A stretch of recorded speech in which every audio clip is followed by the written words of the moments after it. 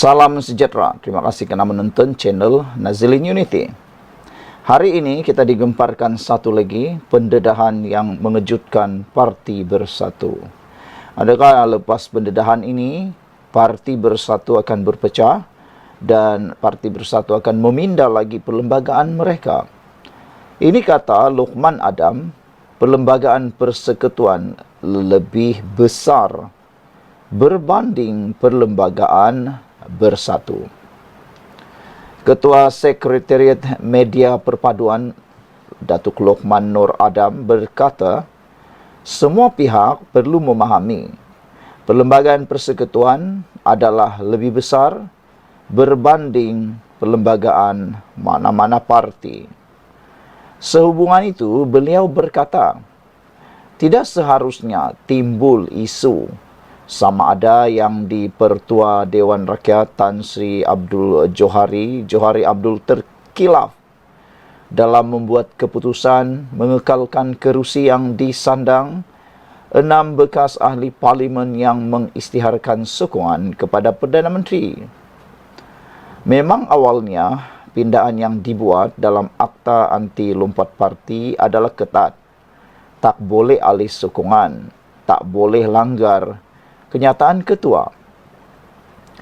Namun, Muhyiddin sendirilah dalam ucapannya yang sudah tular termasuk menteri-menteri bersatu yang menolak. Itu sebabnya akta yang dipindah ini tidak menyatakan dengan jelas bahawa seseorang yang ingkar arahan ketua WIP tidak memberi sokongan kepada parti, dia maka gugur. Kena faham bahawa perlembagaan persekutuan itu lebih besar daripada perlembagaan bersatu. Yang dipindah selepas 6 orang ahli parlimen bersatu terbabit memberi sokongan kepada Perdana Menteri, bukan perlembagaan persekutuan. Yang dipindah itu adalah perlembagaan Parti Bersatu, tegas Luqman Adam. Luqman berkata demikian ketika menjadi tetamu program Ruang Bicara bertajuk Status 6 Ahli Parlimen Bersatu, akur atau cabar keputusan speaker terbitan bernama TV malam tadi. Dalam masa yang sama, beliau turut menyifatkan Bersatu mengalami situasi seperti senjata makan tuan. Kerana sebelum ini membantah pindaan rang Undang-Undang Akta Lompat Parti 2022. Bersatu yang longgarkan Akta Anti Lompat Parti ini selepas pilihan raya umum ke-15. Dia sangka boleh tarik orang kita dan dia tarik 10 orang kita. Tapi dia tak sedar, kita pun cerdik juga. Presiden UMNO bukan bodoh.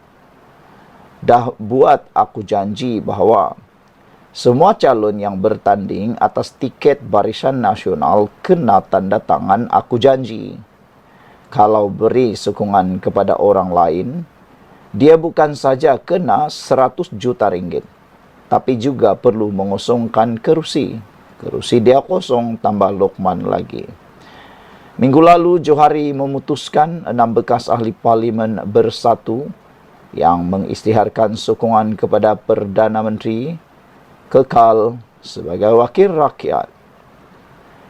Mereka juga tidak perlu mengosongkan kerusi mereka kerana pindaan perlembagaan bersatu baru-baru ini bertentangan dengan peraturan perlembagaan persekutuan dan parlimen. 6 ahli parlimen terbabit ialah Datuk Syed Abu Hussein Hafiz Syed Abdul Fasal Bukit Gantang, Datuk Iskandar Zulkarnain Abdul Khalid Kuala Kangsar, Datuk Dr. Suhaili Abdul Rahman Labuan, Datuk Dr. Zulkafri Hanapi Tanjung Karang, Muhammad Azizi Abu Naim Gua Musang dan Zahari Kecik Jelly. Saudara, sebelum kita teruskan ulasan kali ini, jangan lupa anda juga tinggalkan komen anda berkait dengan isu panas ini. Adakah Perlembagaan Bersatu akan membuat pindaan lagi dalam perlembagaan mereka? Dan adakah Bersatu akan tiru lagi parti UMNO, iaitu menguatkuasakan denda siapa yang beralih sokongan menentang keputusan ketua akan dikenakan denda 100 juta. Kerana sebelum ini, apa yang berlaku hanya UMNO yang buat. Presiden UMNO bukan bodoh. Dia pun cerdik juga. Kenalah mereka ikut akur bahawa siapa saja yang cuba menentang keputusan pimpinan pusat akan dikenakan denda 100 juta termasuk kerusi mereka kosong. Jumpa lagi. Malaysia kita punya, kita jaga sama-sama, cintai Malaysiaku. Bye-bye. Salam sejahtera, terima kasih kerana bersama dengan saya di Nazaling Unity Channel. Adun Rembia dikatakan didakwa menipu, tidak jujur dan wajar dikenakan tindakan. Tindakan beliau meninggalkan parti UMNO dan tiba-tiba menyertai parti PAS dikatakan telah memberikan padah paling besar kepada beliau dan dijangka akan menamatkan terus karier politik beliau. Adun Rembia tidak jujur, wajar kena tindakan. Tindakan Ahli Dewan Undangan Negeri Adun Rembia, Datuk Muhammad Jailani Khamis, yang menyertai PAS secara senyap-senyap, merupakan penipuan kepada Speaker Dewan Melaka. Veteran UMNO Datuk Mustafa Yaakob berkata, selain berniat tidak jujur, Adun berkenan dilihat cuba mengelak dikenakan tindakan kerana melompat parti. Bagaimanapun, dia berdepan dengan tindakan saman sebanyak 100 juta ringgit oleh UMNO kerana dia telah menandatangani aku janji sebelum PRU yang lalu. Ini bermakna dia akan berhadapan dengan tuduhan menipu speaker dan melanggar aku janji parti yang boleh mengakibatkan kerusi Dewan Undangan Negerinya dikosongkan dan diheret ke mahkamah, katanya dalam kenyataan pada Khamis.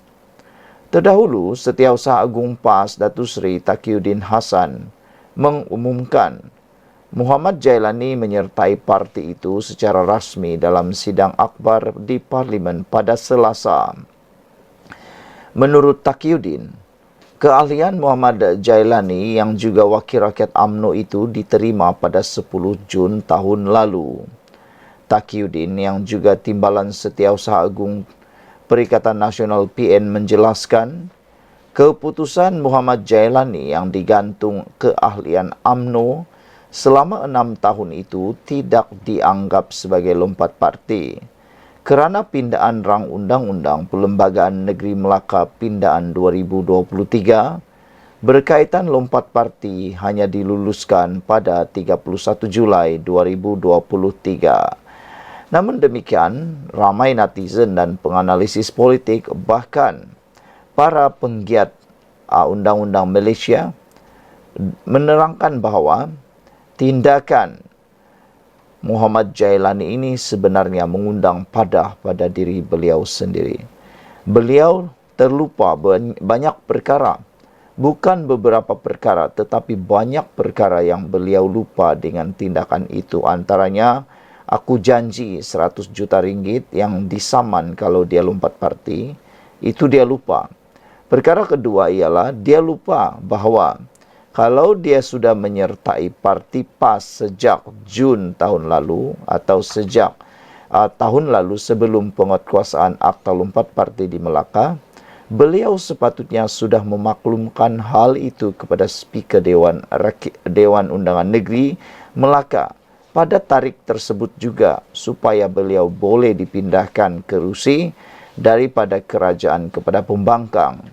Dengan tindakan beliau lupa hal itu telah mengancam, boleh mengakibatkan beliau dituduh menipu Speaker Dewan Undangan Negeri. Bukankah perkara itu sangat serius? Perkara seterusnya yang beliau lupa ialah beliau lupa untuk pindah daripada kawasan pembangkang kepada kawasan kerajaan kepada kawasan pembangkang. Sepatutnya kalau betul beliau sudah jadi ahli PAS sejak Jun tahun lalu, beliau patut duduk bersama dengan PAS dan bukan lagi duduk bersama dengan UMNO kerajaan. Karena dengan duduk bersama dengan UMNO dan kerajaan itu sudah mengakibatkan beliau mungkin menjadi ejen pemecah belah dalam kerajaan di Dewan Undangan Negeri Melaka. Jadi saudara-saudara sekalian, banyaklah perkara yang boleh mengakibatkan kerugian besar, padah besar kepada adun adun Rambia ini. Netizen kata tindakan Taqiyuddin juga mengumumkan adun Rambia sebagai tidak lompat parti juga adalah tindakan yang sembrono, kerana kata mereka, siapa Taqiyuddin? Dia hanya Setiausaha Agung PAS, bukannya speaker. Kenapa dia cuba-cuba mau mengambil alih kuasa daripada speaker? Keputusan speaker, semua orang pun tak tahu. Sekian untuk kali ini. Jangan lupa tinggalkan komen Anda. Bye-bye. Salam sejahtera. Terima kasih karena bersama dengan saya di Nazilin Unity Channel. Saudara, ini satu dapatan dan kupasan yang pastinya membuatkan Anda terkejut dengan sikap Azmin Ali.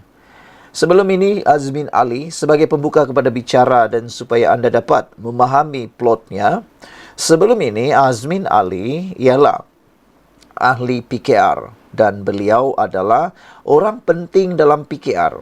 Jawatan beliau di PKR bukan calang-calang.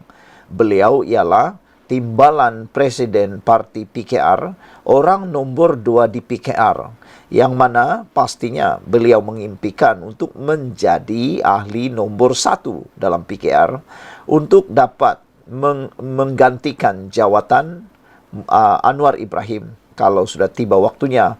Tetapi karena ketidaksabaran, kata netizen, mereka mengandaikan ketidaksabaran Azmin Ali menjawat jawatan pengerusi ataupun presiden PKR, akhirnya beliau bertindak mengkhianati parti PKR yang telah mengangkat nama beliau, telah menjadikan beliau orang besar, telah menjadikan beliau dikenali di seluruh Malaysia.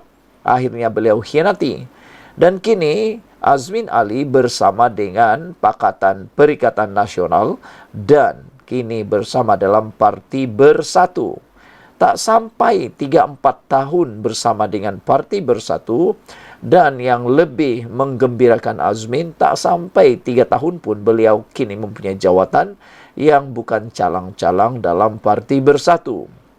Tetapi nampaknya menurut apa yang kita dapat sumber Harapan Deri ini, nampaknya sikap Azmin Ali tidak berubah apabila beliau tetap diandaikan mengimpikan jawatan tinggi semata-mata.